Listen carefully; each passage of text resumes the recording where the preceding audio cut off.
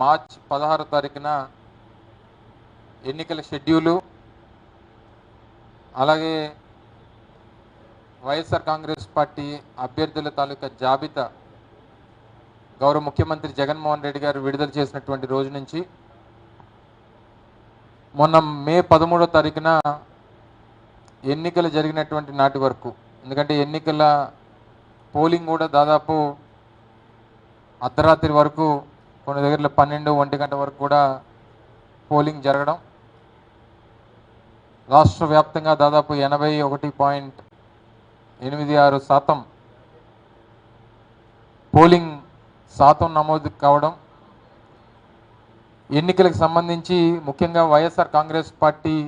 నాయకులు, కార్యకర్తలు, అభిమానులు పెద్ద ఎత్తున మళ్ళీ తిరిగి జగన్మోహన్ రెడ్డి గారిని అధికారంలోకి తీసుకురావడం కోసం పడినటువంటి కష్టం, ప్రజలకి వెళ్ళి గడిచినటువంటి 5 సంవత్సరాలుగా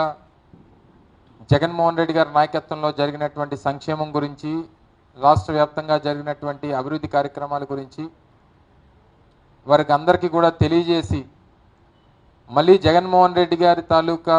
విజయం ఎంత చారిత్రాత్మకమో చెప్పేటువంటి కార్యక్రమాలు చేసి, మండు టెండను కూడా లెక్క చేయకుండా ఈ 2 నెలల పాటు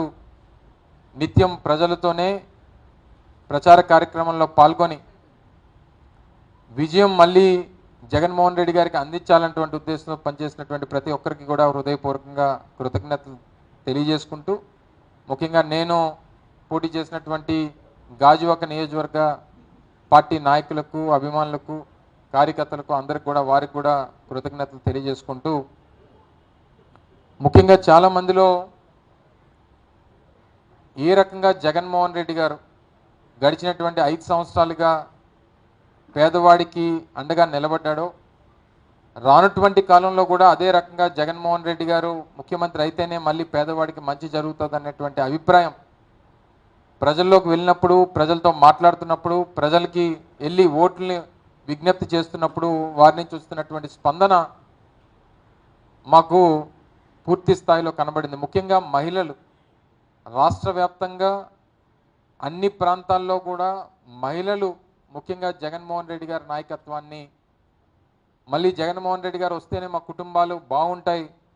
మాకు మంచి జరుగుతుంది, మమ్మల్ని ఆదుకుంటాడు అనేటువంటి నమ్మకం కూడా పూర్తి స్థాయిలో వారిలో కనబడతా ఉంది. రకరకాలైనటువంటి భిన్న అభిప్రాయాలు, పోలింగ్ పర్సంటేజ్ గతంలో కన్నా ఎక్కువైంది, పోలింగ్ పర్సంటేజ్ ఎక్కువ అవడం వల్ల ప్రభుత్వం మీద వ్యతిరేకత వచ్చింది అనేటువంటి కొన్ని అభిప్రాయాల్ని కొన్ని మీడియా సంస్థలు కానీ కొంతమంది వ్యక్తులు కానీ మాట్లాడుతూ ఉన్నారు ప్రతిపక్షాలన్నీ కూడా. గతంలో 2004లో రాజశేఖర రెడ్డి గారు ముఖ్యమంత్రి అయినప్పుడు, అప్పుడు కూడా చంద్రబాబు నాయుడు గారి మీద ఉన్నటువంటి వ్యతిరేకతతో అంత పెద్ద ఎత్తున ఆ రోజు రాజశేఖర రెడ్డి గారు విజయం సాధించారు. 2009కి వచ్చేసరికి కూడా అదే సందర్భంలో ఉమ్మడి రాష్ట్రంలో ఇప్పుడు ఏ రకంగా కూటమి ఏర్పడిందో 2009లో కూడా ఆ రోజు రాజశేఖర రెడ్డి గారి మీద మహాకూటమి అని ఒకటి ఏర్పడింది. అప్పుడు కూడా అందులో Telugu Desam party, CPI, CPM, TRS ఇలా రకరకాలైనటువంటి రాజకీయ పార్టీలన్నీ కూడా కలిసి ఓ మహాకూటమిగా ఏర్పాటై రాజశేఖర రెడ్డి గారి మీద పోరాటం చేస్తే, అప్పుడు కూడా 2004 కంటే 2009లో ఎక్కువ శాతం పోలింగ్ అయింది. అప్పుడు కూడా ఇదే మాట అన్నారు, రాజశేఖర రెడ్డి గారి మీద వ్యతిరేకత వచ్చేసింది, కూటమి అంతా మహాకూటమి అంతా ఏర్పాటు అయిపోయింది, మహాకూటమి అధికారంలోకి వచ్చేస్తుందని చెప్పి. ఏం జరిగిందో చూసాం. రేపు కూడా అదే రిపీట్ అవ్వబోతా ఉంది. జగన్మోహన్ రెడ్డి గారి మీద అభిమానంతో, జగన్మోహన్ రెడ్డి గారు చేసినటువంటి సంక్షేమ పథకాలు అందుకున్నటువంటి ప్రతి కుటుంబం, జగన్మోహన్ రెడ్డి గారు చేసినటువంటి సంక్షేమ కార్యక్రమాలు, అభివృద్ధి కార్యక్రమాలు మళ్ళీ కొనసాగాలని చెప్పి జనం పోటెత్తి ఓటేశారనేటువంటిది ఈరోజు అనేక మంది విశ్లేషకులు, రాష్ట్ర ప్రజలు, ముఖ్యంగా వైఎస్ఆర్ కాంగ్రెస్ పార్టీ నాయకత్వం అందరం కూడా పూర్తిగా నమ్ముతా ఉన్నాం. గతంలో వచ్చినటువంటి సీట్ల కన్నా ఒక సీట్ అన్న ఎక్కువతో మళ్ళీ రాష్ట్రంలో వైఎస్ఆర్ కాంగ్రెస్ పార్టీ అధికారంలోకి వస్తుందనేటువంటి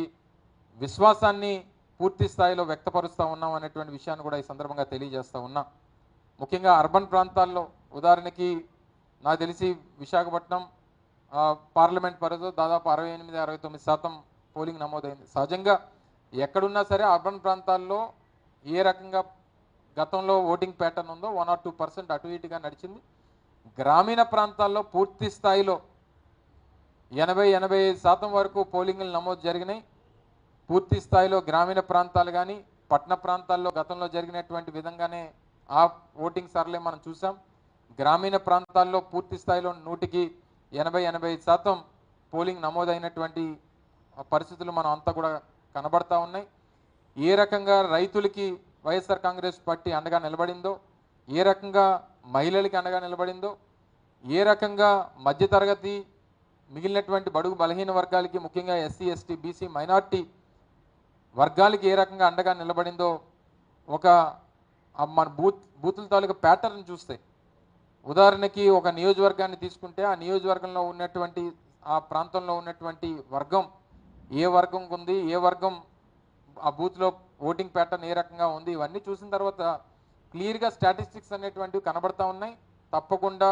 వన్ సైడెడ్గా మళ్ళీ జగన్మోహన్ రెడ్డి గారు అధికారంలోకి వస్తారు, మళ్ళీ విజయం సాధిస్తాం, గతంలో వచ్చినటువంటి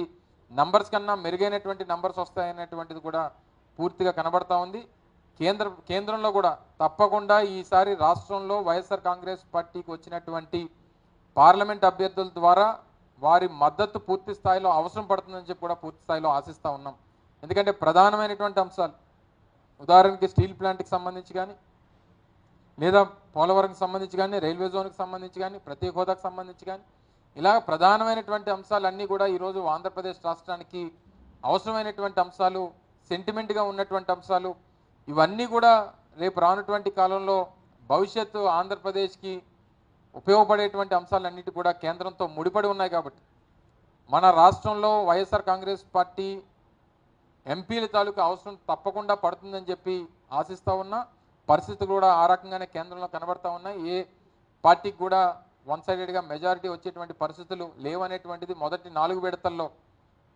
ఉన్నటువంటి రిపోర్ట్స్ని బేస్ చేసుకొని మనకు కనబడతా ఉన్నాయి. కాబట్టి దేవుడి దయ వల్ల ఆ అవసరం కూడా మన అవసరం కూడా కేంద్రంలో ఏర్పడేటువంటి ప్రభుత్వానికి పడాలని,